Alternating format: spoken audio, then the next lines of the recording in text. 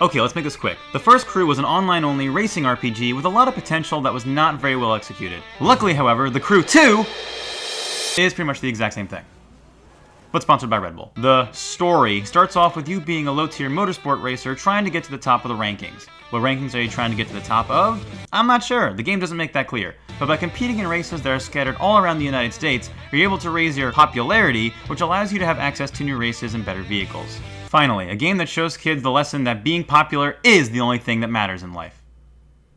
Sponsored by Papa John's. The main difference from the first Crew is that instead of just driving cars, now you get to drive around in planes and boats. Being able to switch between vehicles on a whim is admittedly pretty fun, even if at times it makes absolutely no sense. While it is pretty cool flying over entire cities such as Miami and New York, the novelty gets old fairly quickly once you realize how little there is to actually do in the cities. While the scale of the game is massive because they literally give you the whole United States to drive around, the rest of the game leaves a lot to be desired. The voice acting ranges from tolerable to insufferable. There's an easy way for us to add followers. Up till now, we've only gotten green loot. Who's got your back? Hero into house. Hero? Yeah? Shut up. And it also doesn't help that the game tries to go for an edgy, we gotta break the rules type of tone, but ends up being about as edgy as a bed comforter for 5-year-olds. And now live goes to the extreme. To the extreme! It sort of feels like a 3rd grade teacher trying to appeal to her students by pretending like she knows what's cool. We call them disciplines. You'll call them awesome.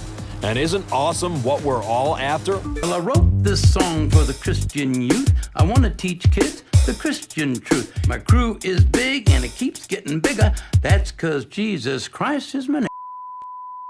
Sponsored by Red Bull. While the graphics aren't necessarily bad, they leave a lot to be desired as the poor draw distance completely kills any sense of immersion in the free roam. And it's weird that for a game that lets you choose between boats, planes, and cars, there aren't that many variants in the races. This wouldn't be much of a problem if the races were at least fun, and while they do have their moments, the loose controls that each of the vehicles have makes it difficult to get full enjoyment out of them. At no point does it feel like you're driving a real car like in Gran Turismo, but it also doesn't feel like the controls go full arcade like in Burnout Paradise. It feels like it's trying to ride the line, but it just winds up falling flat on its face. Also, did I mention that there's rubber band AI? No matter how much you think you're leading in the race, the cars are right behind you.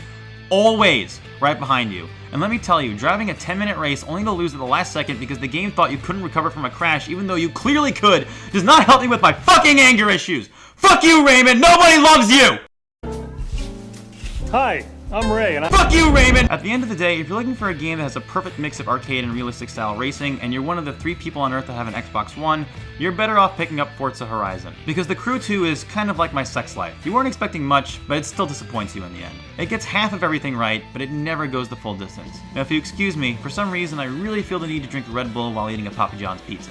Overall, I give the Crew 2 8.5 Scrabble pieces out of 72 suits.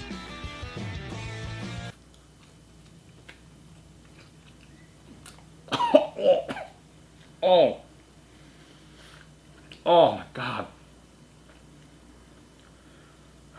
What the fuck am I doing with my life? Papa's in the house! Hey guys, thanks for watching our review. Make sure to check out our other Game Boys reviews, and as always, stay boneless.